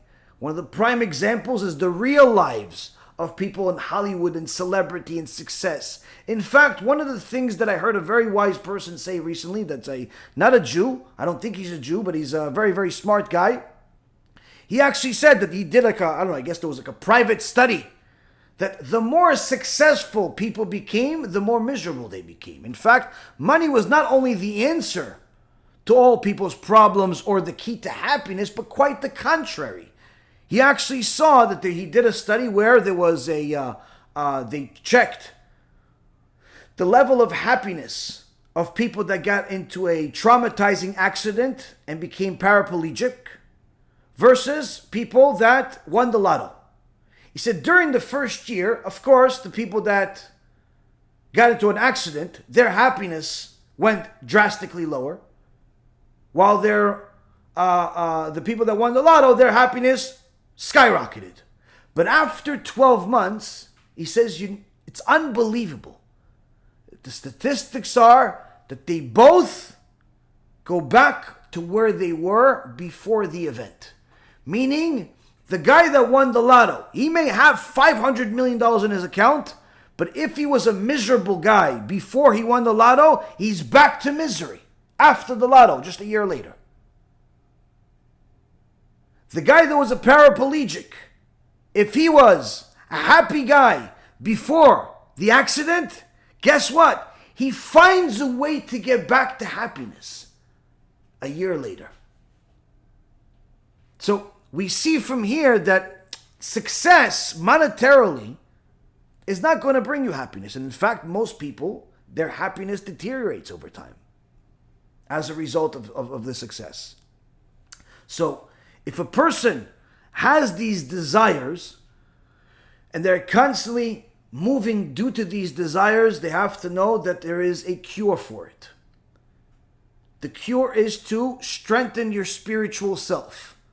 Strengthen that intellectual soul and realize that although there may be some physical relief, physical excitement for a moment, that is going to be short-lived in comparison to the damage you're causing yourself. And I'm not just referring to the damage you'll get in Gehenom and punishment and how they're going to put, do surgeries on your sex organs, surgeries unlike anything else in this world and without anesthesia. I'm not even referring to that. I'm simply talking about life here. Your life here is going to be miserable. Because the more promiscuous you are, even if the promiscuity is just with yourself, the more you're ruining your life. Because you're going to be separated more and more from normalcy, more and more from physical health, more and more separation from spiritual health. You're going to start desiring things that are more and more taboo, more strange, more provocative, more abnormal, and simply put yourself in a class of your own. And be like one of these zombies that walks into the ice cream store, but nobody's even sure if you're human or a demon. And you can't even tell that there's anything wrong with you. This, unfortunately, has become the norm of society in many places. And the reality is that it all starts from there. Simply allowing the perversion of the mind to lose all metrics. There is a solution for that. Realize that you are not brought into the world to be a horse. And in fact, even the horse is not as promiscuous as people. There has to be meaning for every action. Now, of course, if a person has the issues with anger, there are solutions to that. One of the greatest things that a person can realize and take into account is if they start thinking about the outcome of their actions before reacting. As Hillel HaZaken says in Pirkei Avot, Ezeu chacham haroeh et hanolad. Who is wise? The one who sees what will be born as a result of his actions. So of course, it's easy to get angry and lose your temper and be upset and, break stuff. It's easy. That doesn't make you great. What makes you great is containing that anger. Now, of course, sometimes you don't have enough of a reason to contain that anger because it seems like the reason to be angry is justified. Until you start thinking of the outcome, Not immediate outcome, but the other parts. Or perhaps, maybe yelling at, your kid. He can't do anything to you. So you're not really scared of that. And as far as, him not wanting to talk to you, you'll buy him ice cream and he'll talk to you again. And as far as your wife being upset at you yelling at the kid, unjustifiably, she'll get over too. And worst case scenario, you'll buy her another diamond. You figure you'll solve all these problems. But what you can't solve is the problems that you can't see. One day, you see your kid come home with a black eye from school. You say, what happened? Nothing, Dad. No, tell me what happened. He tells you, listen, so some kid bumped into me in school. Okay, so what happened? What, he hit you? Well, no, actually, I tried to beat him up. But he ended up being stronger than me, so he punched me and I got a black eye. And the father's like, wait, hold on a second. He bumped into you and he ended up beating you up, not because he wanted to, but rather because he was defending himself? Yeah. Why did you even fight him in the first place? Well, I don't know, Dad. I got really angry. He bumped into me. Why, he didn't see me? And you realize, wait a minute, you got angry. I got angry 3, 4, 5 years ago. And you learned from that it's okay to be angry and react that way. And in fact, be violent as a result of being angry. And you realize that anger that you thought wasn't a big deal just matured into a monster. Good luck removing it from your kid and explaining to him that it's not good to be angry. So when a person starts realizing, wait, hold on a second. Yeah, maybe the consequences right now don't seem so big. But if you think about it deeper and the bigger effect to it, you start realizing, this is much bigger. Just like Eliav. Eliav couldn't have imagined that him being angry at his younger brother David was going to cost him being the next king, was going to cost him being the Mashiach. Who would have thought that such a consequence would be? So here the Chazon Ish says there's solutions for that anger. There's solutions for jealousy. Different cures for jealousy. One of the greatest cures that a person can have if they naturally are jealous is first and foremost, remove all conversations about other people from your life. Don't talk about other people. I know that this removes 90% of your conversations. That's the point. Do not mention other people's names. Number one, it's Lashon Hara, which in itself is a sin that you could go to Gehenom forever for. If you simply understood the laws of Lashon Hara, you'd understand why the Chafetz Chaim cried when he was writing this. So a person that simply makes a rule in their mind, in their house, wherever they want, no more talking about other people. You don't care how much money they make, how much money they don't make. And unless you're there to help the person, there's simply no reason to ever talk to them. Talk about them. About their life, what they're doing, what they bought, what they sold, they got married, they got divorced, they're having kids, they got it. Simply do not talk about other people. Now, if you want to talk about the sages and their life in order to learn from them, no problem. But that's not what people do. People talk about other people constantly. And guess what? Those conversations are either going to make you envious, jealous, or making fun of them and mock them and ridicule them. Or make other people envious and jealous, or mock them and ridicule them. In so many words, only bad can come out of those conversations about other people.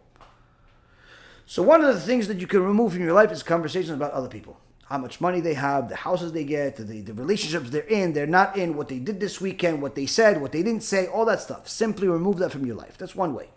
Second thing is also, when it comes to jealousy, is realize that everything that a person has, Hashem decided it.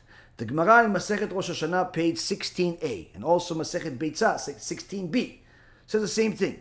Hashem decides how much money to give you on Rosh Hashanah for that year. On Rosh Hashanah, the decree is made on everybody in the world. How much money they're going to make, how much money they're going to lose. How you're going to make that money, whether it will be difficult or easier, that is determined based on your actions throughout the year. But as far as how much, quantity, that's decided on Rosh Hashanah. Now, you being jealous of somebody else's property, somebody else has a new car, a new house, a new job, a new this, a new that, all that stuff that they got, in so many words, what you're saying is that God made a mistake. You are the one that actually was supposed to get it. Now, of course, you may not think that deeply, and you just simply want that car, you may want that house, you may want that job or that bank account. You may not think that you're actually questioning God by your jealousy, but that in reality, that's what you're doing. Hence the reason why the sages teach us in the Gemara that people that are jealous will not be resurrected with the dead. Why? Because jealousy is a dust of heresy. By being jealous, you're in essence questioning God's decisions, saying that perhaps you gave them what you should have given me. Or perhaps, I don't really care if you would have given it to them or not, if I would have had it also. In so many words, you're saying to God that he makes mistakes. That's obviously not a good way to start your relationship with Hashem. So a person that understands clearly, everything that I have is from Hashem. Everything that I lose is from Hashem. Everything he or she has is from Hashem. Everything he or she loses is from Hashem. There is simply no reason whatsoever to ever look at the other side of the fence and know whether their grass is greener or not. It simply doesn't matter to you. Their house is their house. It's not your house. Their job is their job. It's not your job. There's nothing to be jealous about, because it simply does not belong to you in any way, shape, or form. It's their stuff. And even if you would have had that house, you wouldn't have had the same experience. Why? Because it's their house and their experience that comes along with it. And the more a person removes themselves from the lives of others, the more they could start enjoying their own life. This is particularly important for people that are single and are looking but failing to find the other half. And they're upset that everyone else is married, Rabbi. Why can't I find my beshelt? Everyone else is married, Rabbi. Why can't I find my zivug? You know why you can't find your zivug? Because you're jealous of everybody else. Instead of being focused on your servitude of Hashem, you're focused on everybody else's relationships. And you're constantly trying to have a better one, have the same one, have a better same one. You're constantly looking at other people's houses, and guess what? You're killing yourself spiritually in the process. Hashem doesn't want to give you a zivug when you're constantly have an evil eye on everybody else's.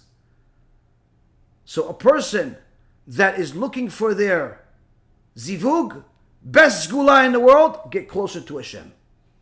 Get closer to Hashem. Why? The closer you are to HaKadosh Baruch Hu, the more you will refine your character traits, the more you're perfecting yourself, the more you become a vessel for Hashem to give more sustenance to.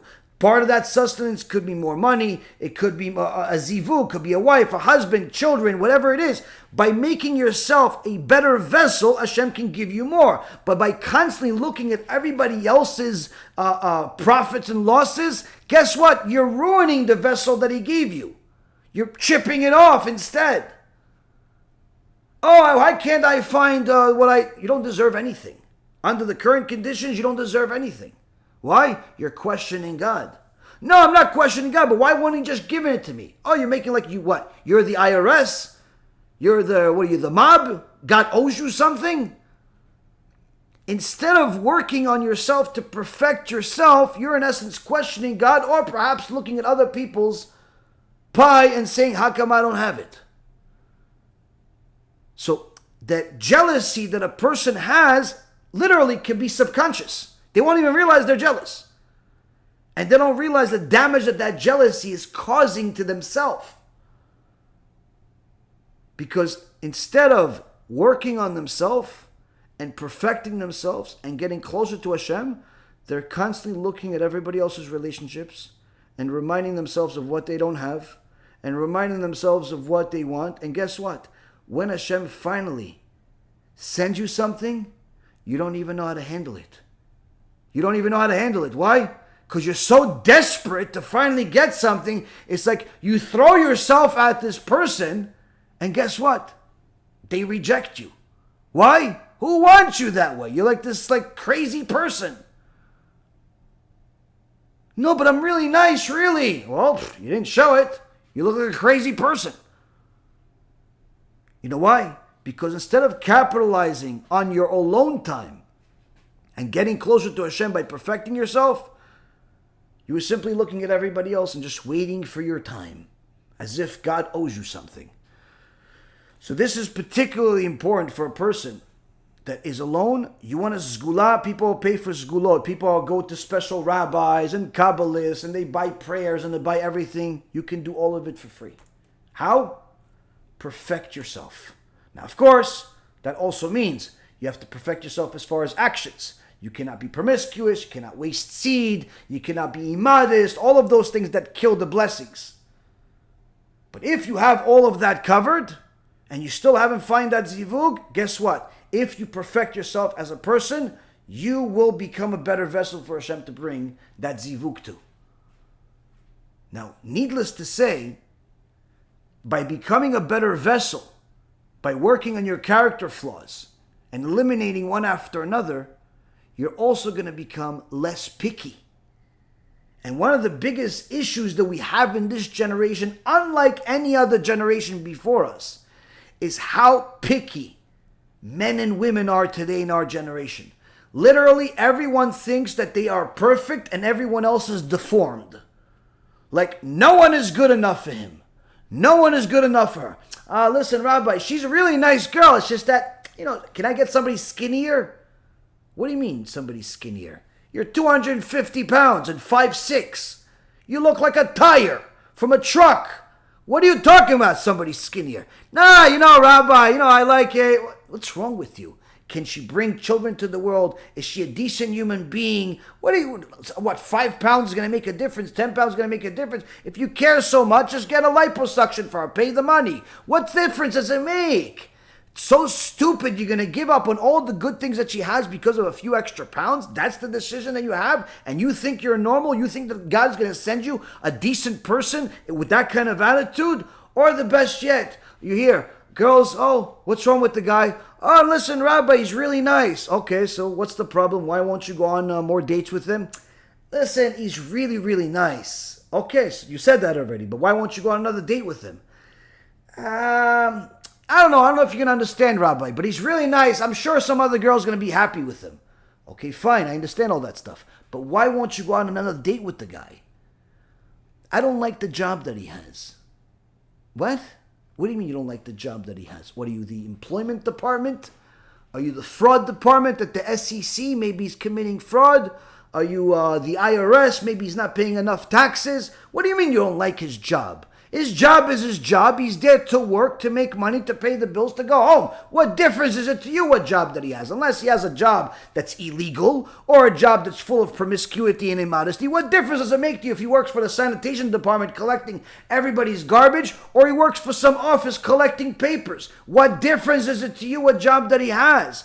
Well, I want to live a certain lifestyle. I want to make a certain way. Oh, you're one of those people that you think that you make the money. You think that you will determine how rich you're going to be. You think that your husband's job is going to determine how rich you're going to be. Oh, you're still one of those people. You know what? You're not ready for a zivug. You know what you're ready for? You're ready for basic learning of Torah and removing the heresy from your heart. Why? Because you think that you are in control and your job is in control of how wealthy you will be. And if you pick the right husband with the right career, perhaps that will decree that you will be successful. You, my friend, have the basic foundation of Judaism missing from your account.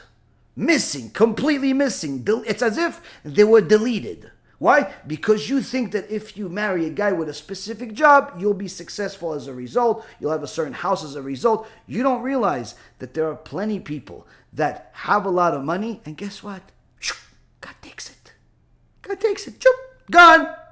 There's a cool movie called Hashem Took Back His Millions. Some really cool guy made it. You should watch that movie. Or there are some people that don't have a lot of money. And guess what? God sends it.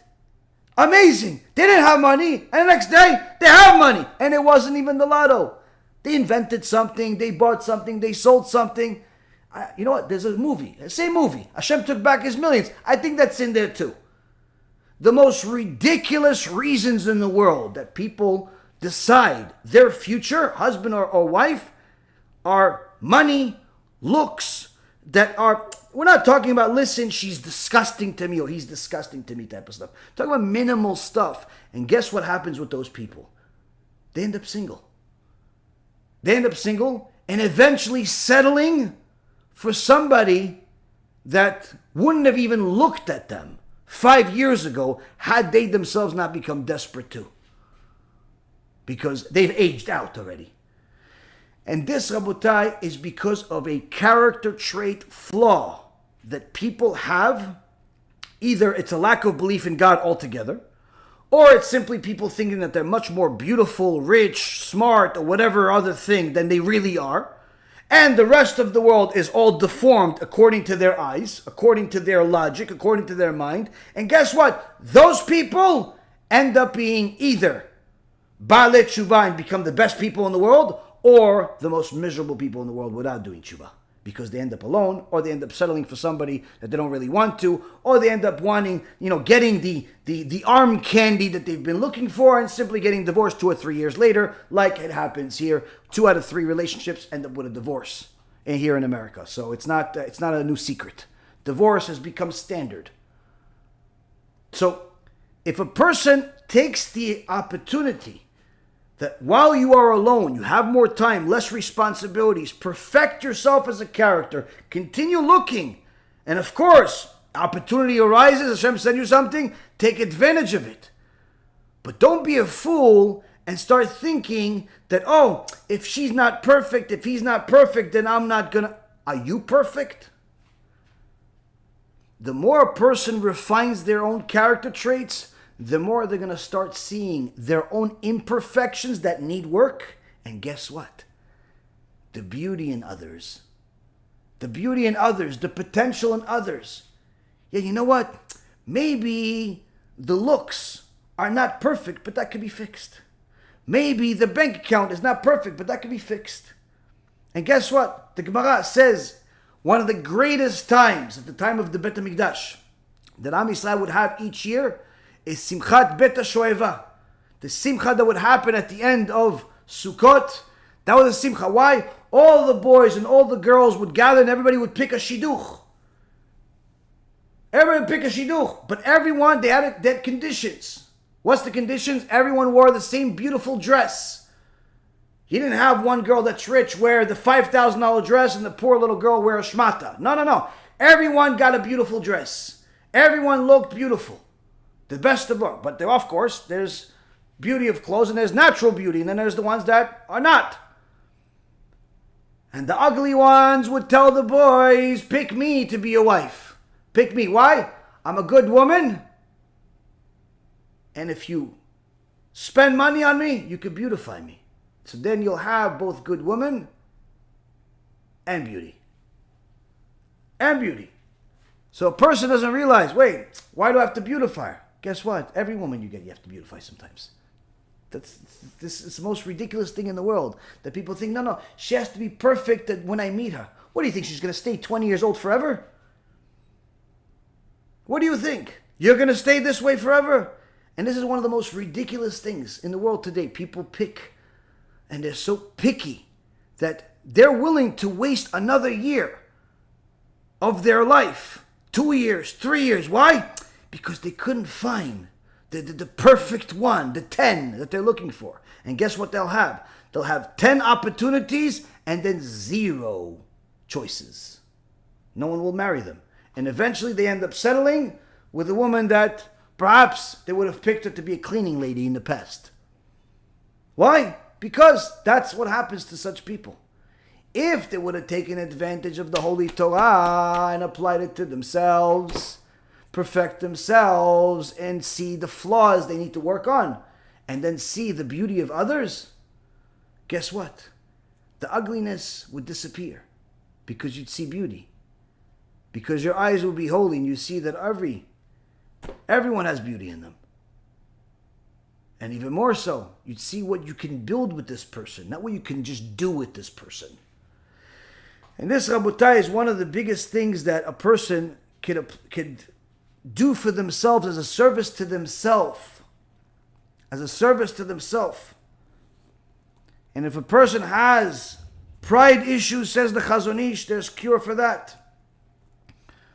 Pride issue has a cure for that. Everything has a cure. But fundamentally, there is one root for all base tendencies and one root for pleasure of the soul. The key here is that the Chazon Ish is trying to teach us that character trait development is a part of the Torah, part of the foundation of the Torah. The reason why it was broken off as if it's a separate teaching is because the sages knew that if they didn't do that, it would be more difficult for us to spot out the different things we need, the different cures we need in order to address the problem. But as the Gemara in Masechet Kiddushin, page 30, and also Gemara in Masechet Succah, page 52b, says that if the despicable Satan comes to you, attacks you, gives you some foreign thought, take him to the Bet Midrash, take him to the Torah. And if he's as strong as a piece of metal, he'll blow up. If he's as strong as a rock, he'll crumble.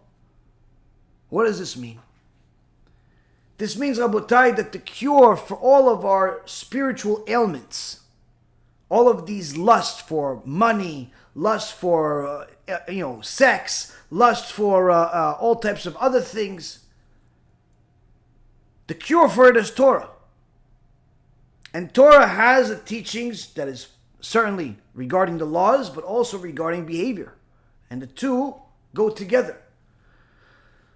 But the Torah doesn't affect everyone the same. It's all based on how much a person toiled.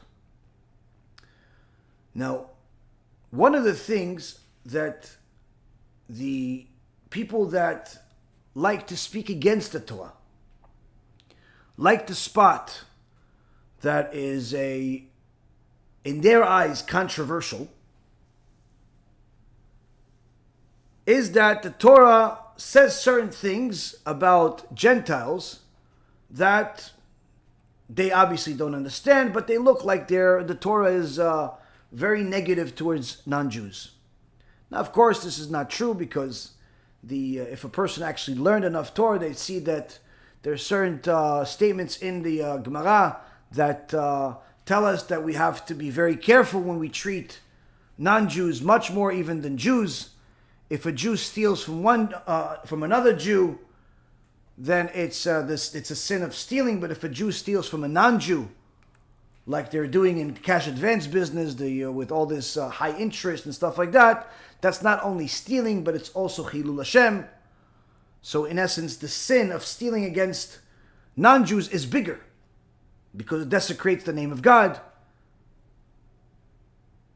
At the same token, it says that if a non-Jew learns the parts of the Torah that they're permitted to learn, they're considered as if they are a Kohen Gadol. It's fantastic. It's amazing. The problem is that if this non-Jew does not have a teacher that they listen to and they just listen to themselves, they're not going to stop at what they're allowed to. They're going to start delving into the things that they're not allowed to. And there lies the problem. Why? The Gemara in Masechet Megillah says that Chokhmah bagoim ta'amin, Torah bagoim al ta'amin. Wisdom among the Gentiles, believe. Torah among the Gentiles, don't believe. Now, of course, this is one of the statements that the people that are unlearned find controversial. So what do you mean? You say that we have wisdom, but we can't learn Torah? There are some non-Jews that know the entire Tanakh by heart, or at least they think they do. Or even if they do. So how can you possibly say they don't know Torah? The same token, the Rashbam comments on Masechet Yevamot, page 103. And he says that at Mount Sinai, last week's parashat, Parashat Yitro, Am Yisrael that had the Zohama of the serpent in them, that Zohama was removed from them at Mount Sinai. The Gentiles, on the other hand, that weren't at Mount Sinai, that Zohama is still in them. Zohama can translate to spiritual filth. It can translate to impurity. Whatever you want to translate it to, we know it's Zohama. There's no perfect translation to it. Now, a person, again, reads this in itself, independently, say, oh, so that's not fair. What? Because we're in Mount Sinai? What? Because I'm a Gentile, therefore I can't have Torah? That's racism. No, it's not racism. There's nothing racist about it. And there's plenty of other statements that you can pick and choose in a Talmud that you can say, oh, look, it's not good, it's not nice to Gentiles. No. What you're not understanding is this. The Rashbam is saying, why did we lose? Why did we lose this Zohama? Because we went to Mount Sinai. At Mount Sinai, what did we have? The Torah became a part of us. Just like the Gemara in Masechet Succah and Masechet Kiddushin says, if the Satan comes to you and attacks you, take him to the Bet Midrash. If he is a stone, he'll crumble. If he's a piece of metal, he'll blow up. Meaning that it wasn't us, per se, but the power of Torah that we now acquired, that removed this Zohama, that removed the Satan from us. This did not happen to the Gentiles. Which means that if a Jew learns Torah now, that Torah can have a much bigger impact on him, to the point where that Torah will refine his character after a period of time, whether he intends it or doesn't intend it. So long as he remains committed to the Torah and doesn't sin and bring the Zohama on himself, brings the sin on himself, just by simply remaining pure and learning Torah, he will become more purified, more holy, and a better person in itself. But if he brings the sins upon himself, the Torah itself is not going to be enough because he's bringing that on himself. On the other hand, when a Gentile learns Torah, yes, he can learn a lot of things that are spiritually uplifting, intellectually stimulating. It could influence him and motivate him to change his behavior, to be nicer to his wife, to be more generous with his kids, and so on and so forth. But because he still has that Zohama in him,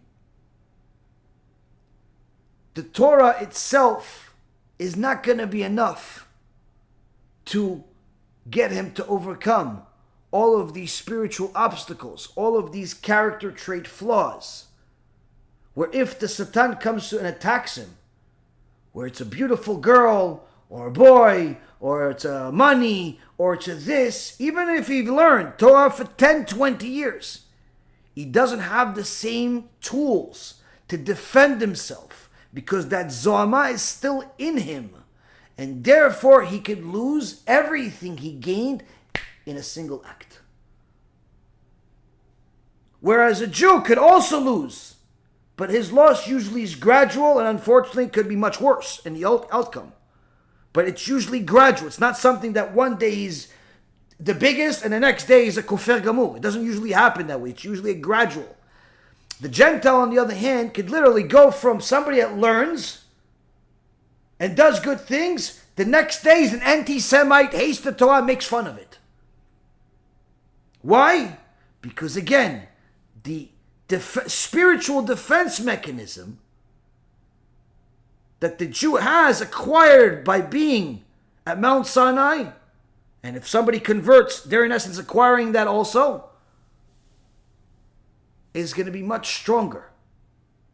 So it's not an insult by saying that the Jew that learns Torah has Torah, whereas the Gentile learns Torah, doesn't have Torah. He may have knowledge, but the Torah hasn't become a part of him like it does for the Jew. And we've seen examples of this where we have the Bilam knew who God was, but it wasn't enough to change his behavior. We have Eliezer, Eved Avraham. Some Midrashim say that he turned into a Rasha. Of course, other midrashim say that he was a righteous person for his whole life.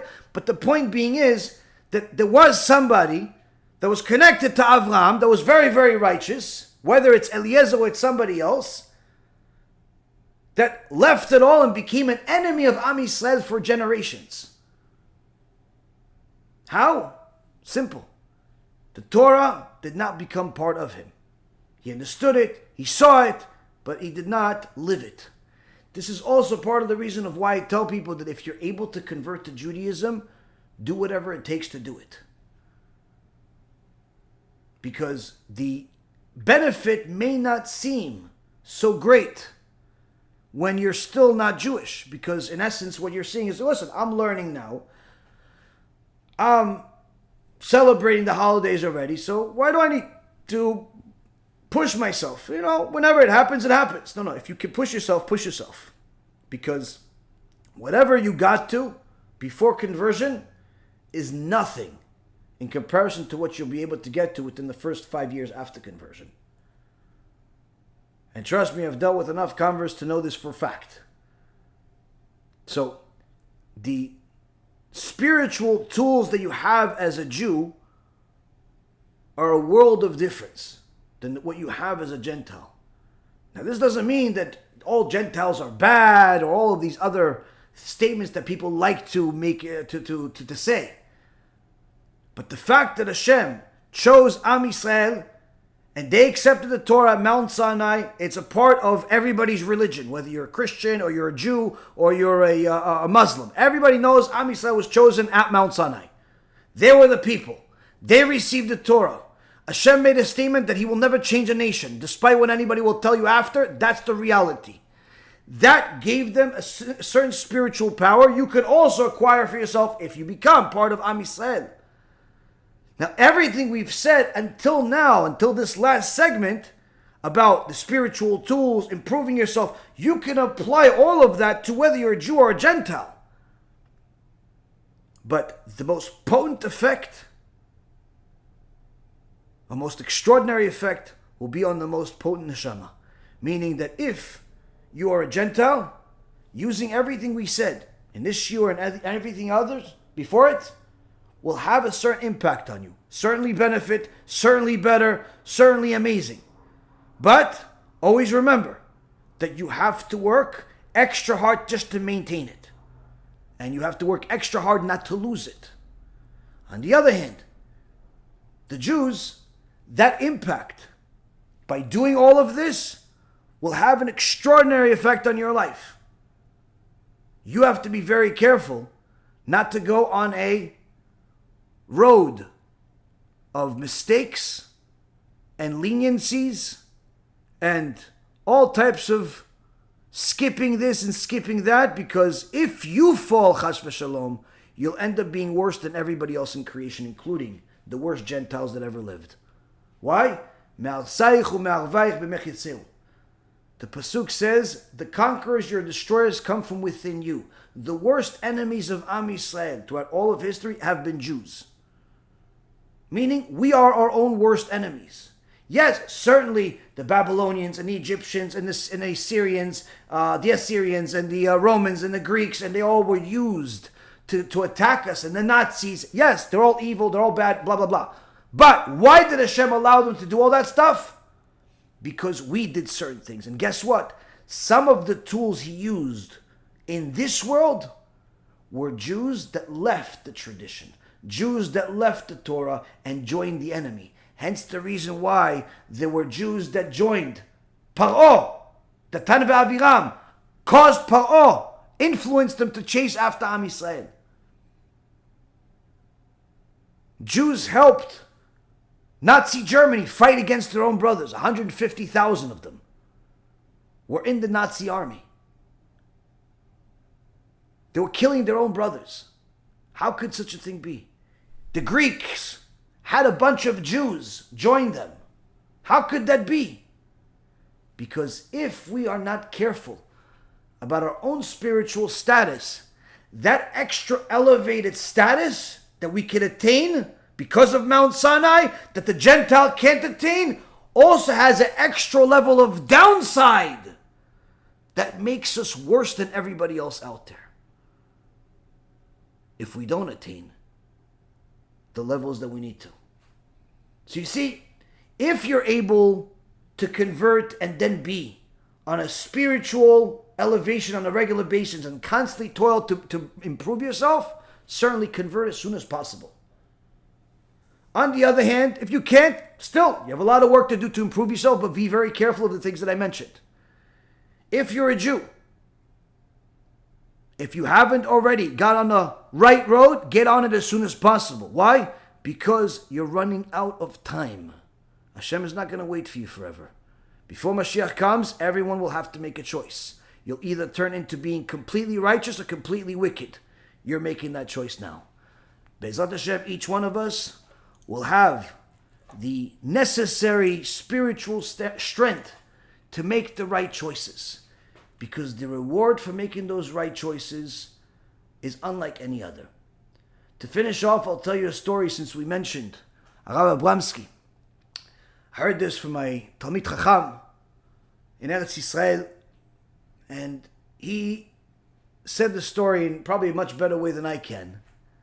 But Rabbi Abramsky, at the time of World War II, had obviously not just a war for himself, but everyone was in a war. Everyone was worried. And one day, a woman comes to Rabbi Abramsky asking him for a blessing because she wants to leave Poland and cross the border because it was an issue of life risk. So she wants the blessing from the Rav. Rabbi Abramsky gives her the blessing and he asks her if she can do him a favor. She says, "Sure, for the Rav, what could I do?" And he says, "You see, there's this book that I wrote, and it's called Chazon Ish. That was his name, Yecheskel, Rabbi Yecheskel Abramsky. And this book I want to write, I want to publish. I want you to take it and bring it to one of the Gedolei Ador over there in Vilna, the other cities that you go to, and show it to them to see what they think of it. Just think, war, people are dying in the streets, Holocaust, nightmare, but the Chachamim, what they're thinking about, I'm going to publish another book, more Torah in the world. Such is the mind of the Chachamim. Very different than the regular people. Of course, this woman agrees, but she knows that if she's caught with this book, they're not only going to kill her because she's a Jew, she's going to kill her because of this book. So what does she do? She takes the pages of the book and she tapes them to each other, making one huge line. And then she wraps this line around her body as if it's like a dress. All the pages of the book go around her several times over, I assume. And then after that, she puts on clothes or a jacket and covers herself from head to toe. And they go on this trip to cross the border. As they get closer and closer to the border, things become more and more dangerous. Once they pass the border, they get caught. This Nazis, Yimach Shimam, show their cards right away. Some people start running. She runs, escapes. Everybody else gets caught, shot, dead on the spot.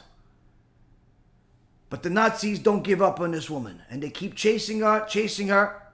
She ends up hiding in some house that's abandoned. And she's scared to death. As the Nazis are looking and they can't find her, so they bring their German shepherds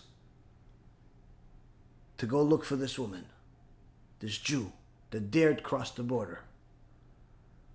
And they're looking, and she sees them. She can see them literally, their feet away from her. And the dogs keep getting closer and closer. And this poor woman is praying to HaKadosh Baruch Hu. She has no idea what to do. There's nothing for her to go. There's nothing for her to do. The only thing she has is to pray to Hashem. And the dogs walk by, and it's as if they don't see her. It's as if they don't smell her. It's as if she doesn't exist in their world. And the people, the soldiers, are looking. And she can see them. But it's as if when they look through her. They can't see her. And they give up after a while and leave, and she's free to go. And she escapes, and she eventually gets to one of the Gdolei Ador, Rav Chaim Ozer Gozinski. And she tells him her story. And she gives him the book from Rav Abramsky.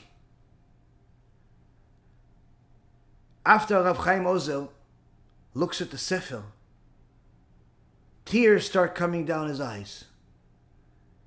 And he says to her, of course, the dogs couldn't smell you. Of course, the Nazis, Yimach Shemam, couldn't see you. Of course, you had real Torah on you. That they could never see. That they could never hurt. That's what you had on you. When a person has perfected themselves to such a point where they're willing to sacrifice their life in order to save a sefer, in order to save Torah, in order to follow the instructions and the blessings of a Chacham, certainly such a person deserves more time in this world. Certainly such a person deserves all the miracles. But the most wonderful thing is that those miracles are not happenstances. Those miracles are not things that they're ever going to forget about, because those miracles become the very foundation of their life. It's a life full of miracles. When we perfect ourselves according to the Torah, we follow the mitzvot, we perfect our character traits, and we emulate the Tzadikim, we start living the same miracles that Hashem gave us at Mount Sinai. Enjoy the journey, and BeEzrat Hashem, we'll continue to learn more later on tomorrow. B'cha b'atzlacha.